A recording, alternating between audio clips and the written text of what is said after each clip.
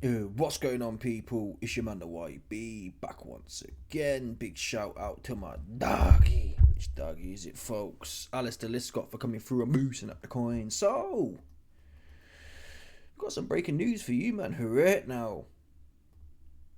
Bash. Ben Whittaker will rematch Liam Cameron in a light heavyweight clash on April 20th in Birmingham. Whittaker versus Cameron too. I gotta say this off the rip. Some interviews to listen to. I will also be doing a full breakdown of the press conference. I've just realised it's come out now. But I want to cuck you, man, and do 2 videos, so it's one of them ones. I'm fixing to make 2 income streams over the next 24 hours on your ass with this event. Oops. So we're going to cuck you, man, till tomorrow for the press conference. Right now, though, we still got an interview here still. But before I get to that, I have to say, fair play to Whittaker. It was looking a bit moody. We know that Cameron made an offer and it was all going back and forth about a month ago. And it was looking like it's going left. Ben Shalom came out and said, well, we're fighting on April 20th. It's up to him. It went quiet. And as we got closer to April, I was thinking, oh, Ben Shalom's going to hit us with the okie doke. Oh, well, we've heard it before. The Anthony Yard special. Well, everyone's busy, folks. Slash, oh, he didn't negotiate in time, and he's ducking me. So I had to fight a Bummington. So fair play to Whittaker. He's got more balls than Yardy, that's for sure. He's got more about him than Yardy, is the truth. To be honest, I'm trying to think. Yes, Anthony Yardy fought. Who did he fight? Kovalev and Beterbiev, but I have to say it. Okay, wait a minute. I don't think he's fought no one. Okay, Lyndon Arthur, I guess. That's the one British level dude he fought, Lyndon Arthur. He went life and death with him. But Yard was like 30 fights into his career. Yes, he didn't have an amateur career. Anyway, I'm all over the place here. The point is, fair play to Whittaker. He will have been advised, well, we can rebuild. Look at AJ, he's still rebuilding somewhere. Albeit, AJ didn't get popped at British level. This would be like AJ losing to Dillian White kind of thing. But still, he did get this. He didn't just get popped. He quit. He jumped out of the ring. He didn't want no more. He tapped out. Yeah? Liam Cameron, a.k.a. Meth Urbiev. He gave him, take it. He didn't want no more. He tapping out. People. Meth Urbiev gave this light-skinned Nick here the Diddy versus Meek Mills. Yeah? Meth Urbiev, Meek Mills, this light-skinned ass. Take it. That's what he did. He didn't want no more. He tapping out. He didn't want no more. So, but nonetheless, we've all said he quit. We've all said that, oh, he's finished. We've all said, oh, he can't fight for Toffee. Now we're going to find out what he's got in him. Yeah, and I've been caning the odds, trying to find odds. The odds haven't come out yet. Hopefully tomorrow, for the press conference video I do, we'll see the odds. It's not going to be like it was. I think Cameron was a 20-1 underdog in the first fight. It's going to be probably... Whittaker will be the favourite again. But it's going to be I reckon Cameron's going to come in around 3-1 underdog. And you know what? If it's 50-50, for example, or anything close to that, I'm not going to bet on it. If Cameron's a massive underdog, if anyone, to be honest, even if Whittaker came in a 3-1 underdog, I'd punt on him. This is the fight you back the underdog on. Why? I think Cameron, it's a bit like, for me, it's a bit like Johnny Fisher and Dave Allen to some extent. The first fight for these dudes is an easy bet. Yeah? I told you to gamble on Cameron. Fact. Showed you the receipts. I told you to gamble on Dave Allen. Showed you the receipts. But what has to be said is, in both fights, Johnny Fisher comes out, he was winning the rounds. Dave Allen couldn't get a look in edgeways for 4 rounds. He blew his load though. But when they were boxing, when Dave Allen and Fisher were boxing for boxing, Johnny Fisher was too fast. That made sense. That makes sense. Same with this situation here. If these guys adjust, if Johnny Fisher adjusts and comes into the rematch, not trying to knock his head off like he's fighting Alan the Cabbage, 175-pound Babbage. The Cabbage Babbage is no good. Johnny Fisher went in there thinking his name was Muhammad Imars Bruce Lee Beterbiev. That's what he thought he was. It turns out he's another bare bum in an Essex shower. Yeah, he's another bare bum in a Romford shower. That's what he actually is. So he has to be smart. Your name meant, like I said, your name meant Muhammad Imar George Foreman. It's not. You're just another average level dude. Hence, if Fisher comes in and just uses his length and his doesn't go AWOL, doesn't go like he's rock hard, it's going to make a hard work night for Dave Allen. So I'm not as keen. Plus, not to mention the fact now, when you got a 10-1 underdog, it's worth a punt. As the odds level up, it's more like it becomes more 50-50. Is there much value there? Probably not. And I'd argue I think Dave Allen's got a better chance, arguably, than Liam Cameron does. Why? Whittaker fought the wrong fight. Yeah? If he comes out running and, not running, but he does all them awkward angles and awkward footwork, Cameron had success because Whittaker stood with him. I believe. That's what I think happened there. The fact he chose to stand and hold his feet, he can't punch with Toffee. He can't fight. Whittaker can't fight. Forget about that one there. He can't punch and he can't fight. And I believe if Whittaker goes in there trying to hold his feet and punch again, he'll get beat again. What we don't know is if Whittaker comes out on his bike, giving it the herky jerky, and just fighting at his own pace and not fighting Liam Cameron's fight. You see what I'm trying to say? It's not as clear cut for me, and hence I can arguably see how Whittaker goes in there, and he's just touching him, faffing around, touching him, and Cameron is trying to get on him, a bit like Bivol to some extent. Bivol versus Beterbiev. Obviously, Beterbiev's leagues above Metherbiev, Cameron, but you get the point I'm making, yeah. And I'd argue that in terms of out-and-out trickiness, Whittaker's out-and-out more tricky. And again, he's out-and-out more leaky as well. But he's out-and-out more tricky than Bivol. But it shows you what you can do just running around the place. But Turbiev's much more aggressive and much more competent. And still, he was hard to pin Bivol down. So if Whittaker goes in there and it's hard to pin down, it's going to be a long night for Cameron. Cameron's going to have to come in there proper on his job, committing. And even really when you look at their faces, Cameron did take a lot of damage in them rounds coming in, and that was with Whittaker standing more or less there. So again, I'm not as, because of the odds. Now if Cameron goes in there 10-1 underdog, we're going all in, right? But if it's close, if it's like 50-50 or 40-60, I'll put a little piece of bread, but it's not as convincing. I'm not as confident. But it's the fight game. Cameron's got to go in there totally ferocious. He's got to go down Dubois on their ass. That's what he's got to do on this dude here. He's got to put his chin down and proper commit to it. In fact, even if Whittaker's running around and jerking off, you've got to wear his legs out.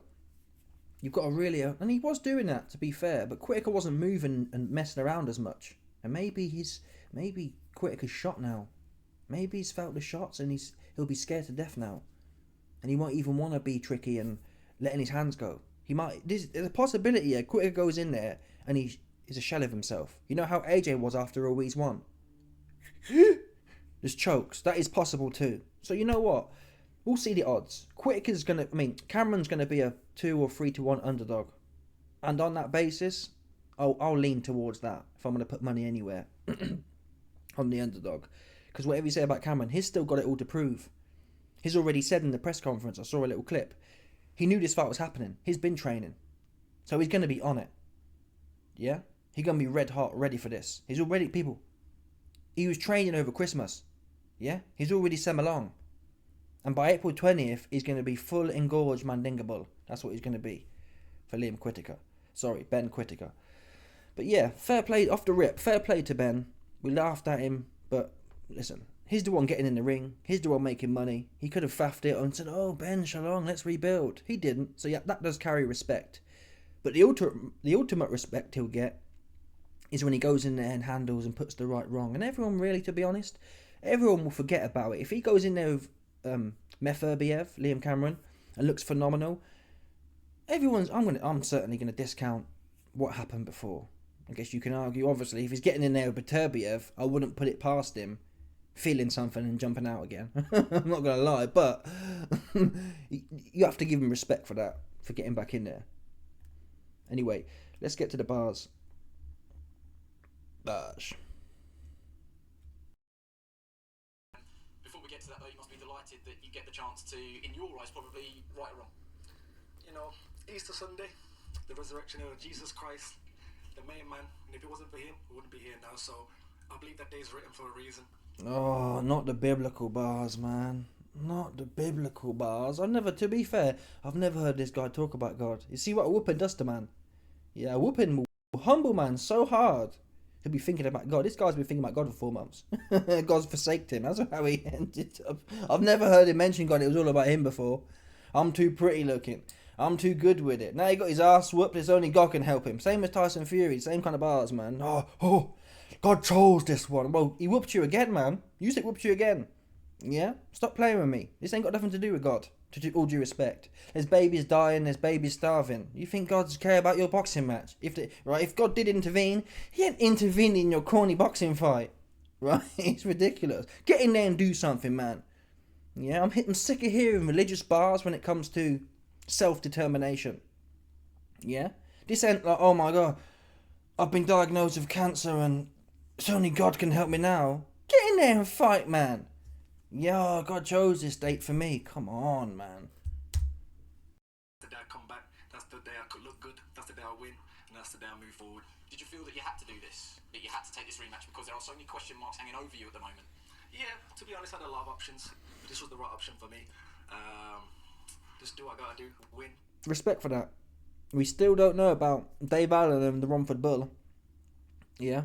Yes, you can say the Romford Bull hasn't had Johnny Bash. You know, he hasn't had the same background, but he gone quiet. Mark Tibbs came out saying, oh, woo, we might have a build-up fight and then we'll fight in the summer. So, fair play to Ben. Good, I move on like I said, and after 10 years down the line, when I've done what I'm supposed to do, this won't be talked about again. Do you mind if I quickly ask this? Because it's an uncomfortable one, actually. I don't like asking fights because I haven't been there and done it myself. You can throw that straight back at me. But the question that most people wanted to ask you was, did you quit? If the answer is no, what was the nature of the injury that meant that you couldn't carry on? Yeah, man, I quit, man. I threw myself out of the ring. I did a backflip out of the ring. I did all that. But look, I went to the Olympics with one arm. I fought my first part of my career as a pro with one arm. So I've been through worse. I've been through bigger things. Wait there a minute. So number one, he admits he got smoked. He admits he jacked.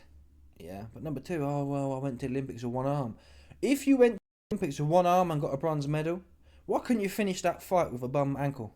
Oops. Right. What did he say? Was his ankle? Was it his ankle? I don't know what it was. Whatever it was, it weren't that bad. It didn't stop you punching up or trying to punch up some dude, some corny fan with his phone out. Oops. Yeah, oh, I've done it all, but I couldn't do this one here. Stop playing. And at the end of the day, that little block of whatever happened there, it's made me a very good person. It's made me more focused. It's humbled his ass, man. Humbled his ass is the word I'm looking for. Yeah. Humbled his ass. Brought him back to earth. That's what it did. Sometimes people need that, to be fair. Thinking about it though, even did Naz know Naz didn't lose though. Yeah, tell a lie. I was thinking the reason Naz was able to stay so confident, he kept winning. He'd get put down, but he'd just keep winning. And then when that Mexican dude popped him, he was broken. He fell off. He retired. So Ben, the difference is Ben got popped way too early, right? He didn't become world champion and then got popped. He got popped in the prelude before the prelude before the prelude. That's going to make me a dangerous fighter. How's the heat been since? I've enjoyed it, man. I kind of liked it. You know what I mean? When the Holy Spirit's in, you've always got the fire on you. But for me, they can all talk, they can all say these things. You've got to try and back it up. When the Holy Spirit is in you, a lot of these men, yeah, they have this, like, what do they call it? Messiah complex. They proper think, all of them, man, they all think because they've had some success that God's blessed them. I'm not sure material success is what God's looking for personally. Not OYB, well, you haven't got any material success, so you wouldn't know. People, if I'm a God, yeah, moving a few shekels about here or there, I can't imagine a God is that fussed about a few shekels or a few Instagram followers. That's each to their own. Ben claims that the Messiah's blood, so I don't know, maybe he's right, maybe I'm wrong, maybe that's why I got this big coat on inside, because God's forsake me, man. I'm cold as shit in this house. There ain't no God in this house, that's for sure, man. My feet be freezing, man. But listen, if that's what helps him get through this one. But true faith would be, in my opinion, would be saying, I am the Messiah blood, yeah, and no bum ankle shall stop thee, right? That's what a true Messiah would do. Yeah? Resurrected and ting. Right there and then, spark in round 4 or 5, whatever round it was. Bash, I'm out the ring. I am the Messiah though. And this ankle, bash. I turn this ankle from bus up to rock solid. Water to wine. Ba-ba. You see that one there? That's what you do. Yeah? These men throw these bars out there. They ain't carrying it like they believe it though. If I believed I was the second coming of Muhammad Aymar, Jesus, Bruce Lee, Jackie Chan, you'd have to back it. You'd get put down or you'd fall out the ring and say, even someone like Nigel Benn, I'd prefer, Nigel Benn versus McLennan, I'd prefer to have heard him say them bars about the Messiah. Oh well, what did he say again? Let me replay it one more time. It's made me a very good person. It's made me more focused. It's gonna make me a dangerous fighter. How's the heat been since? I've enjoyed it, man. On you? I kind of liked it. You know what I mean? When the Holy Spirit's in you, you've always got the fire on you. But When the Holy Spirit's in you, you've always got the fire on you. Oh, come on, people, proper cringing me out, man. Give me the ick. This corny light-skinned dude giving me the ick, man. Yeah, I'm not gonna lie. they can all talk. They can all say these things. You've got to try and back it up. Does it have to be a... You was doing, all due respect, Ben, you was the one doing a whole bunch of talking. Yeah, that's what you was doing. You've got to back it up. No one else has. I didn't ask your ass to jump out of there when it started getting hot. It's not like you was winning and it was cool and you actually hurt your leg. And even if you did, you still crack on in there, otherwise you lose. Right? If it was possible to win, let's say it's a 10-round fight, if it was possible to win the first 4 rounds and then have an injury and still win, oh, I hurt my leg. So, never mind. In fact, is that a strategy? I'm not even sure. How come he wasn't forced to fight? I'm not sure. Why did it go to the cards for? The fight ended in round 5. Why did it go to the cards? I don't understand that. It's a fight. If you bungle yourself in any way, that means you can't fight. That's on you. Yeah? What's this? Oh, well, I won the first 4 rounds, but then I twist my ankle, so we'll stop here now. If your form isn't good enough, if your technique on the ropes isn't good enough, so you end up jumping out every time, you lost the fight. The fight's in the ring. If you end up outside the ring for whatever reason, if your core's too weaky-deaky, and you get pushed over and bust yourself up, man, that's on your weaky-deaky core, man. You need to do some sit-ups, bro. That's what you need to do. Stop playing with me. Ben Whittaker this time. I mean, it was quite a funny dynamic that so many people said he does too much showboat and he clowns around too much, and then when you didn't do it, there was almost a backlash of where's the Ben Whittaker gone? Would you perhaps go back to the old Ben Whittaker?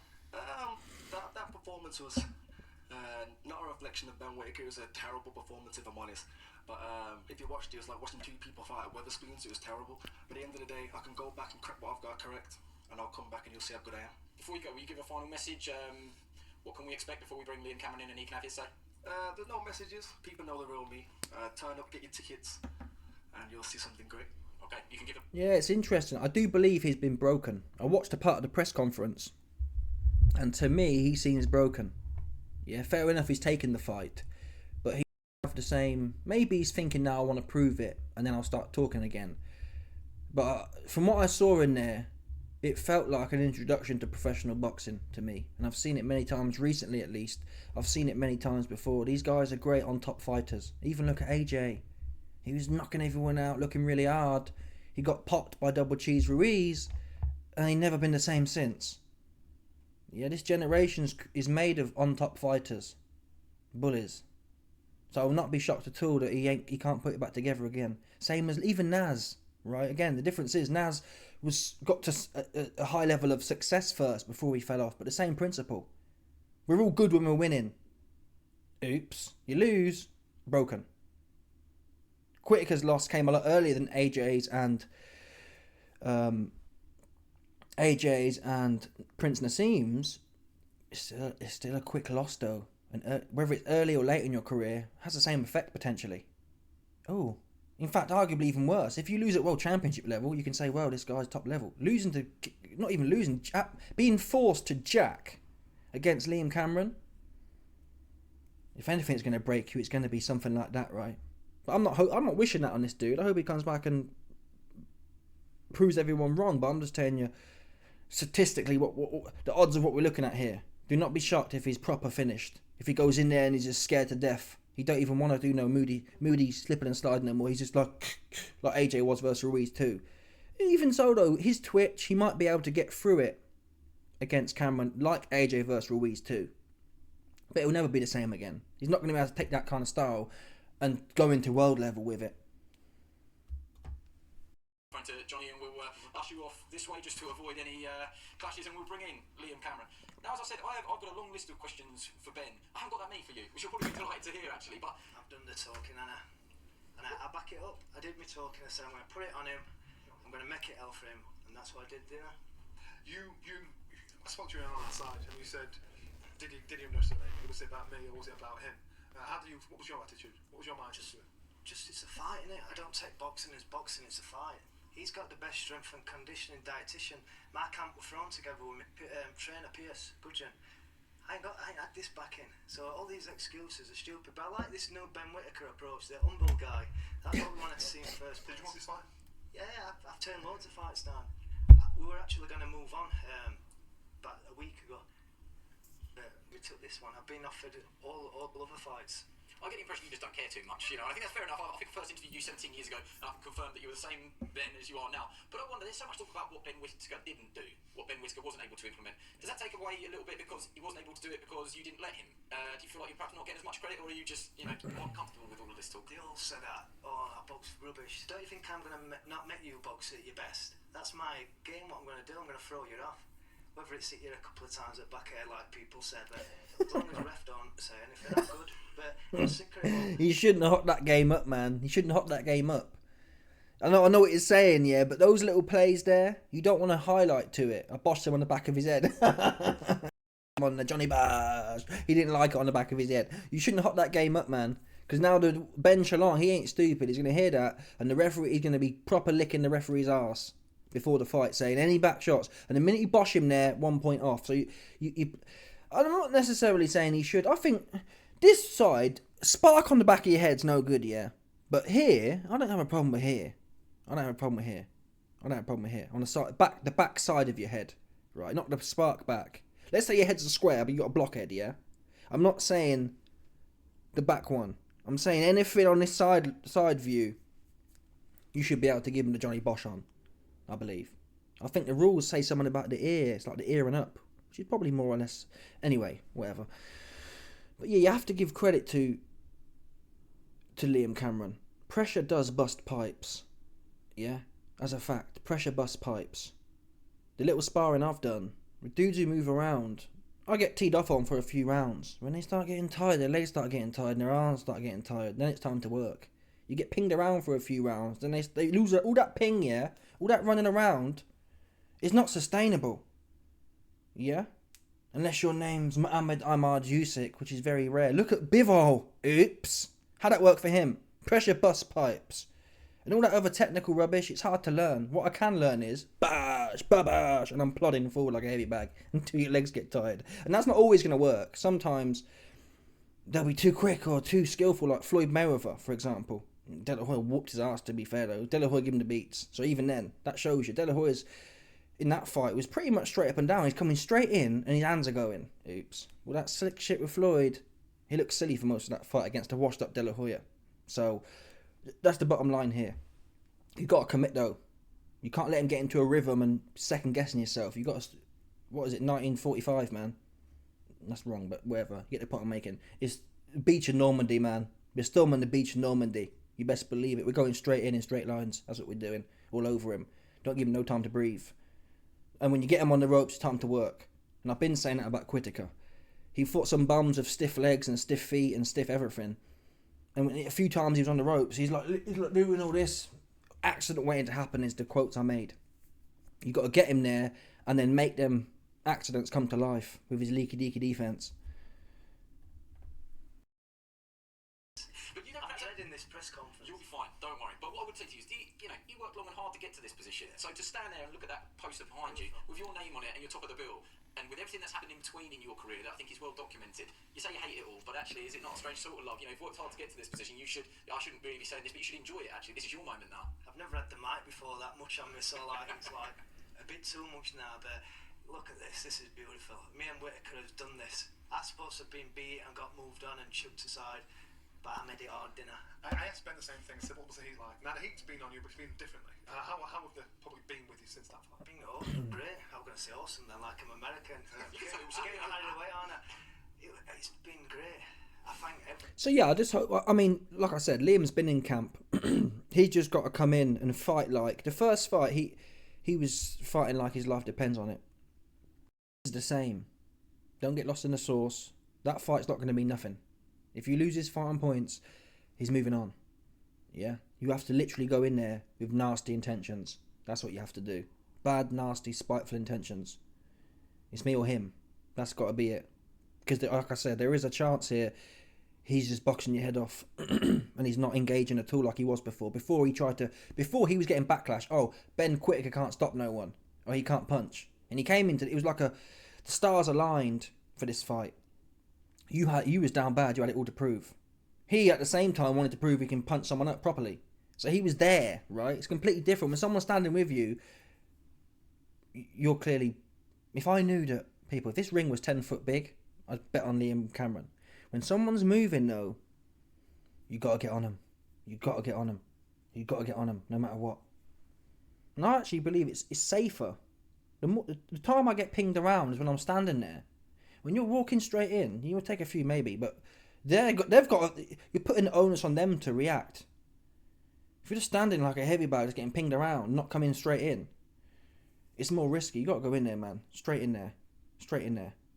Chisora style, almost. Come straight in. Take a few and give a few.